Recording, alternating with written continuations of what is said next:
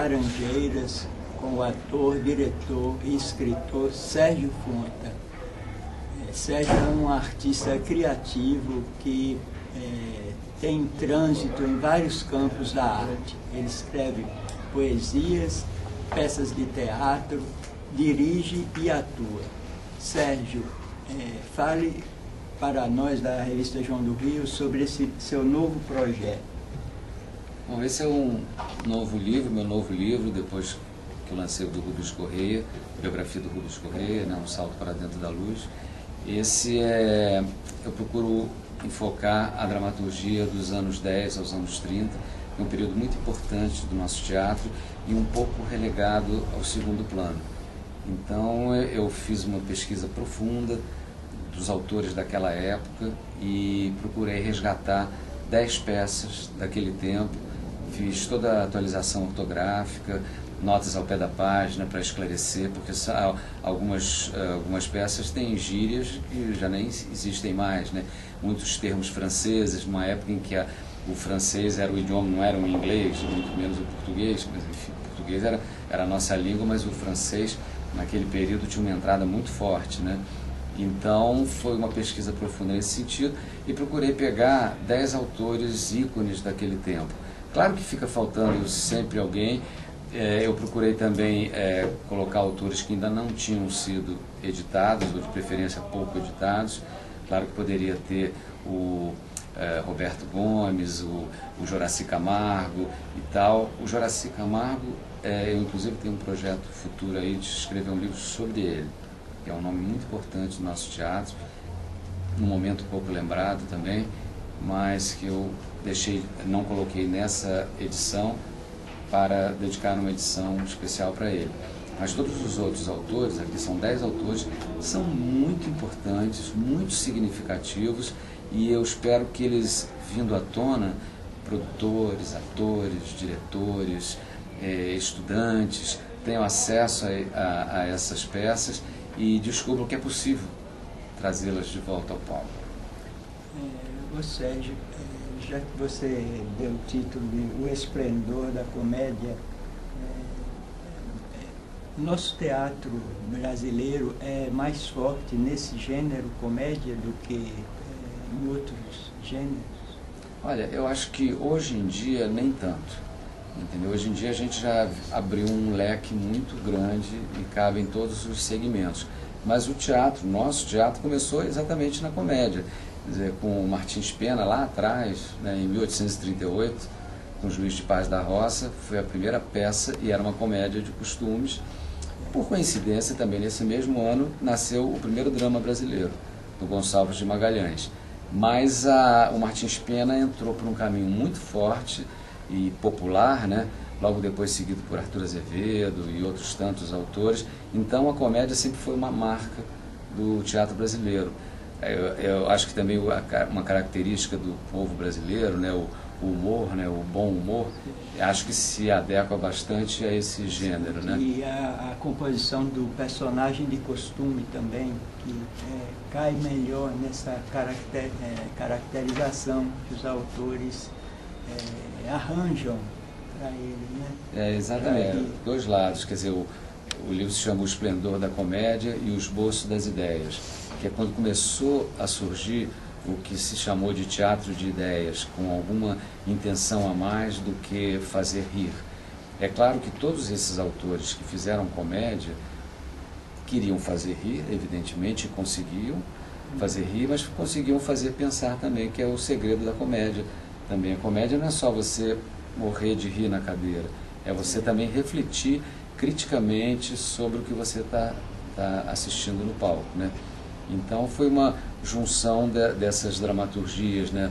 A dramaturgia essencialmente da comédia e da dramaturgia que busca um pensamento mais elaborado das ideias sobre costumes, sobre sociedade, essas coisas. A propósito dessa consideração crítica que você falou sobre o teatro, você acha que o momento político brasileiro dá uma boa peça de teatro? Eu acho. Eu fico até pensando em escrever alguma coisa que nunca antes nesse país tenha sido feita. Eu li que você teve um poema incluso numa crônica de Clarice Lispector, né? Foi publicado no livro A Descoberta do Mundo, de Clarice. Como é que você conseguiu esse intento junto a essa deusa da nossa literatura? Você falou certo, é uma deusa da nossa literatura.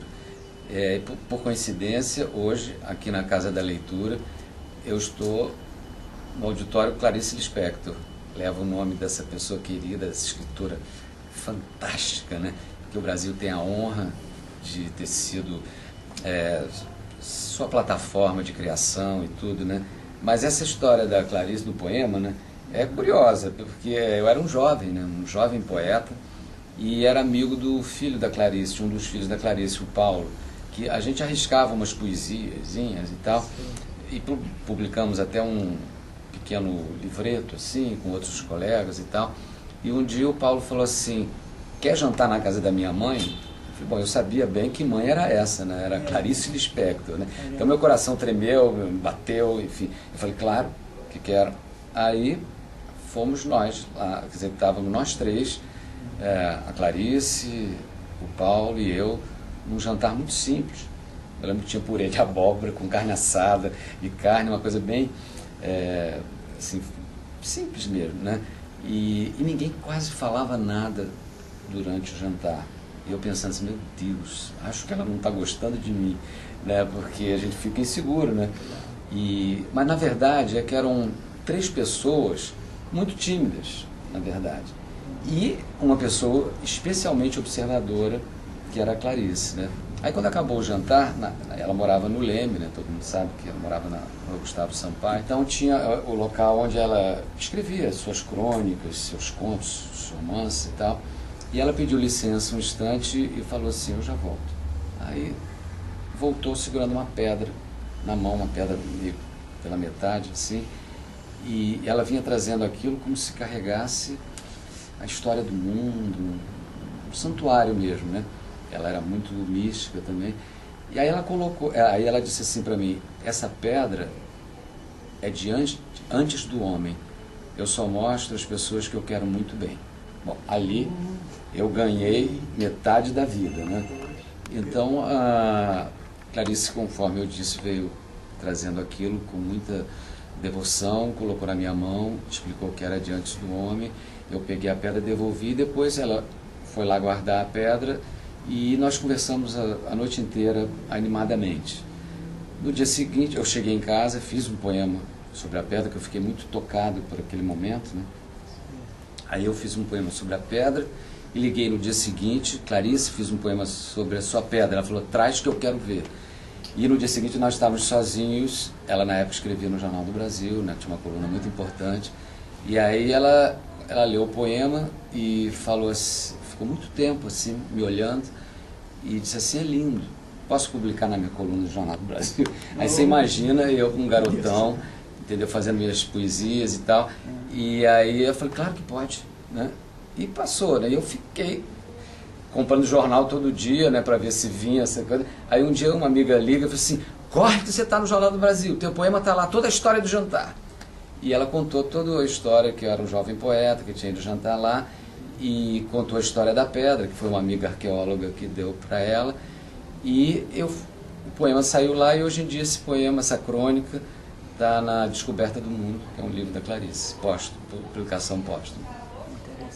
E Sérgio, qual é o evento que você vai realizar aqui hoje? Hoje eu vou dar uma palestra sobre o meu livro, que foi lançado em junho desse ano, e aqui no Auditório Clarice Lispector, na Casa da Leitura, é uma parceria com o Proler, a Biblioteca Nacional, chama-se Terças Culturais, é um evento muito interessante, muito criativo e muito agregador. E eu estou aqui para falar do nosso livro, vai ser um bate-papo informal, não vai ser uma conferência, nem uma palestra, como se pode-se imaginar que seja, vai ser um bate-papo sobre o teatro dos anos 1910 a 1930, sobre o teatro brasileiro e sobre o amor que a gente tem por ele.